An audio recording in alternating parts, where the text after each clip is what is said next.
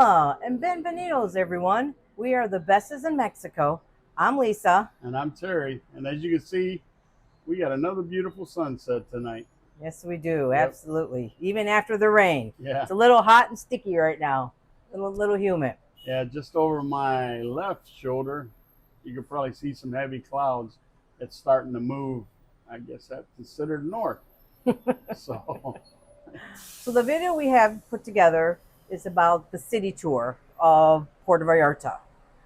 We have a friend that we met who he's a veteran. Actually, I met him and a few other veterans. His name is Obi, and he owns a company called Obi Tours. Yes, and I'll put the link in the description.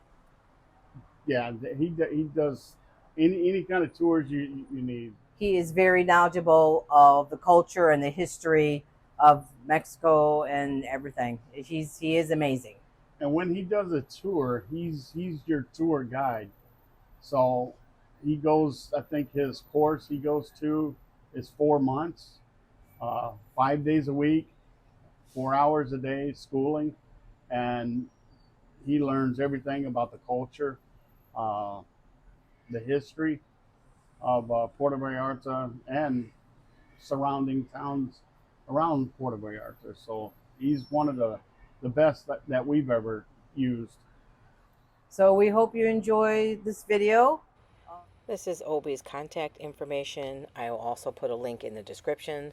If you're ever in Puerto Vallarta, look Obi up. He's an amazing tour guide.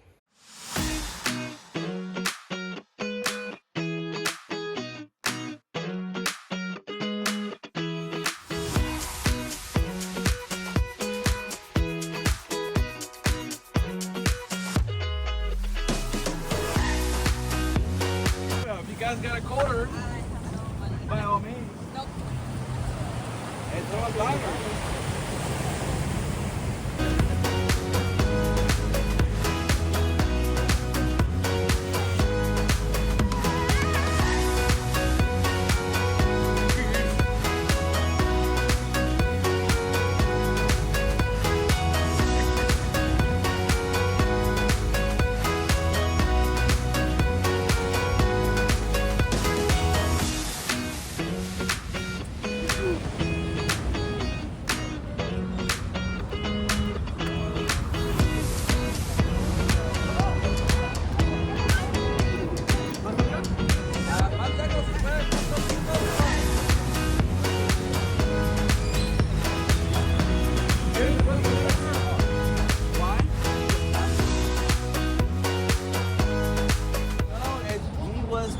Governor of the state of Jalisco, all right? And when he was the head of the Supreme Court, he is the one who signed the decree to separate us from San Sebastián.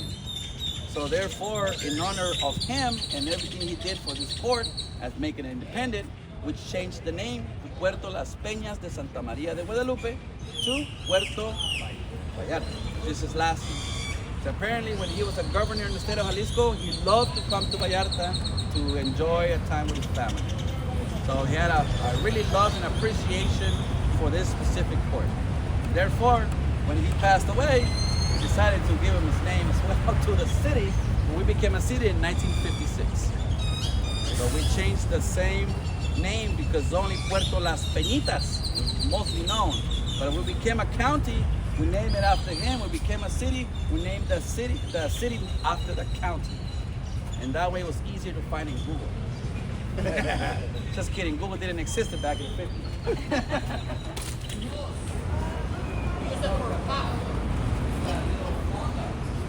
The original church from 1851, we didn't even care about Revolution War that we started making it because we needed a headquarters to guard us from whatever could happen. So they started making this church, but as people kept fleeing to the war, more people were left behind, especially kids, women, and elderly, and most of them didn't know how to read or how to write.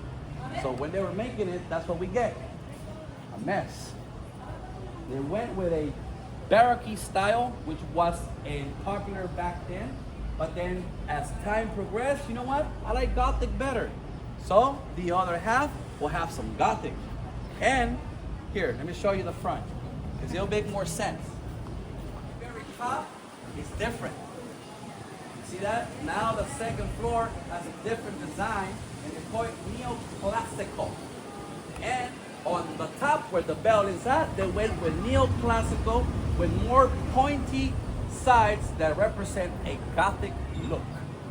So here we got Renaissance, Gothic, and Baroque, all in one church. Pretty cool. And the bells still work. If you pull that thing, they'll kick us out. They'll deal with the little door. That little door is for little people.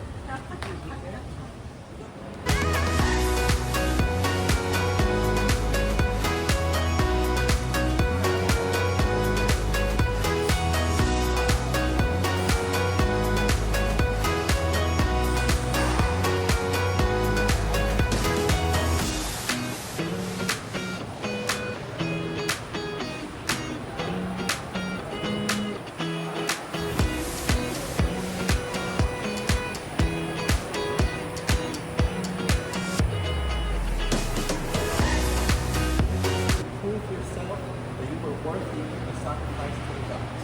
You're gonna die anyways, right? Might as well die as a sacrifice. It's the highest honor you can do to God. Because you gotta remember the natives' life expectancy was only 36 years of age. So therefore, you're gonna die soon. You know what I mean? And for them, dying was an honor. Fighting to go to war and dying in war was a big honor and a big treatment. So being selected to be an offering to God was also a huge honor for the family. Yes. Hola, buenos días. Hi, good morning. Welcome to the Silver and Gold Factory Marine and Marino Company. I talked to you about from the Mexican fire opal. Look, these opals find in large quantities in the countries of Mexico and Australia. In Mexico, the mine located in Magdalena, Jalisco. This opal is rectified water containing minerals and formed from hundreds of years. The process in this stone is natural. And inside, you see the fire.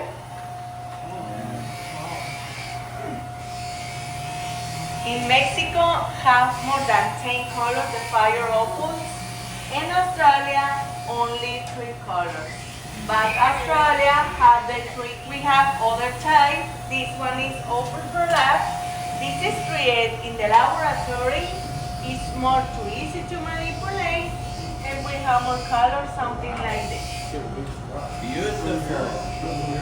The sculptures have a pure silver, 0.999. Inside is only ceramic, all the cover is silver. That's silver.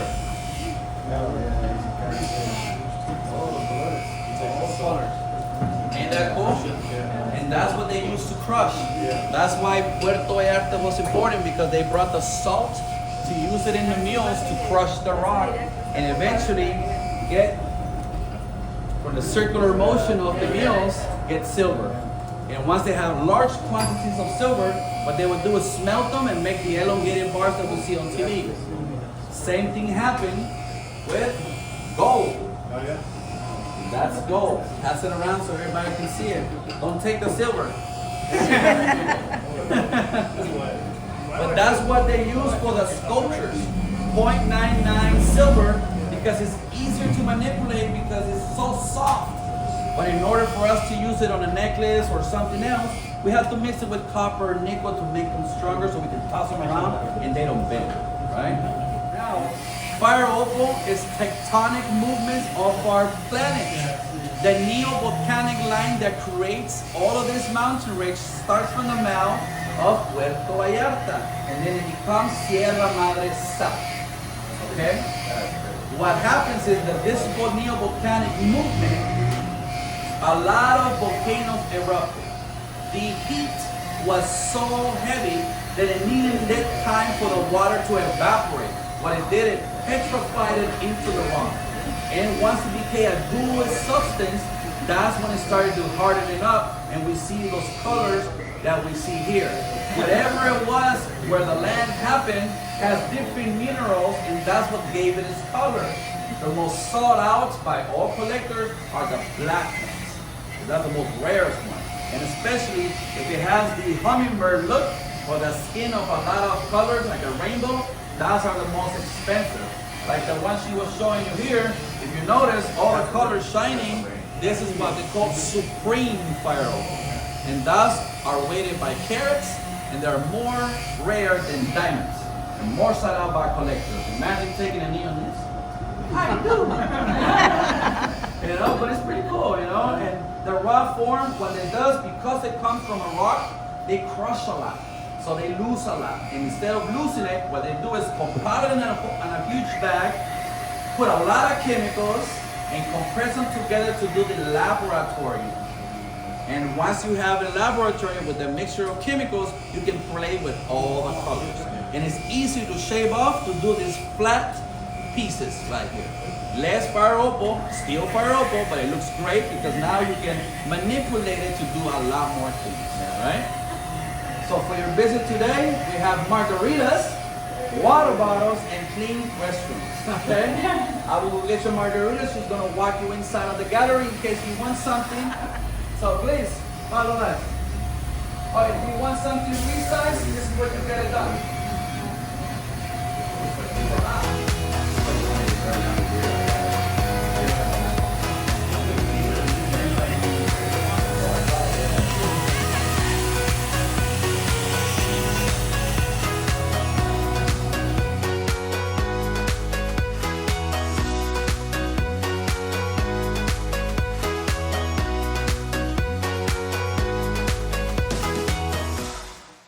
Everything in this shop is genuine silver. Everything is incredible. It's beautiful. We even walked out of there with a ring. We wanted everything. Well, I should say I wanted everything. This place is amazing.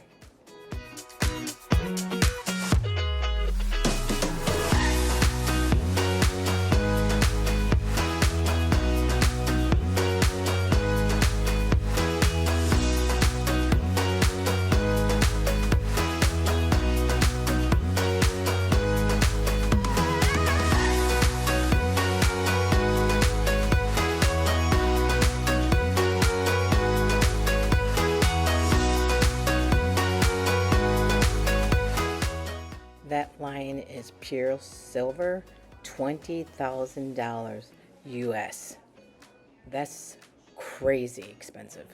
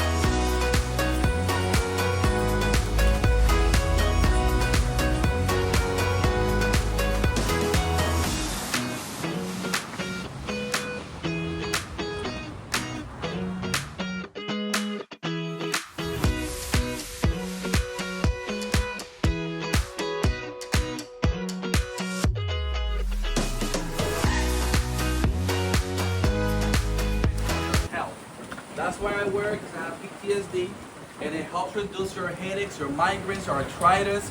Even if you see number 16, heals your impotency. That's why I wear it.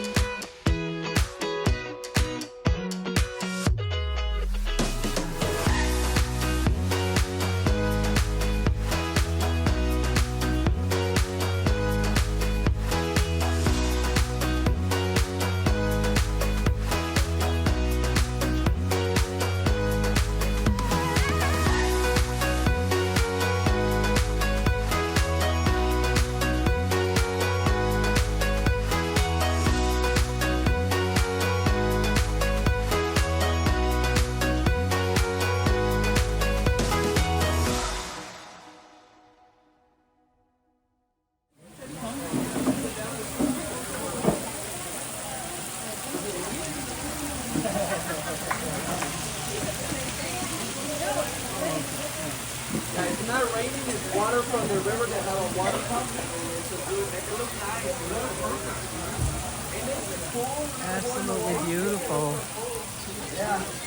You got it right there.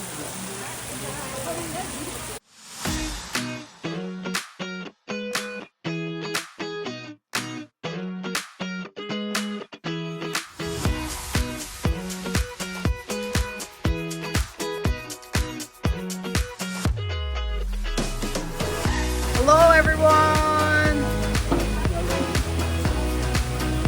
There you go. Where's your drink, Terry? Oh, you don't have it yet. That works.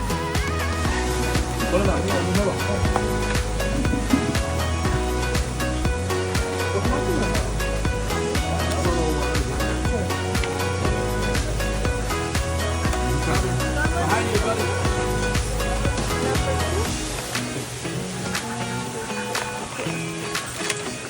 Hey, these ones aren't good. You won't like them. Oh, man. Look at all this amazing food.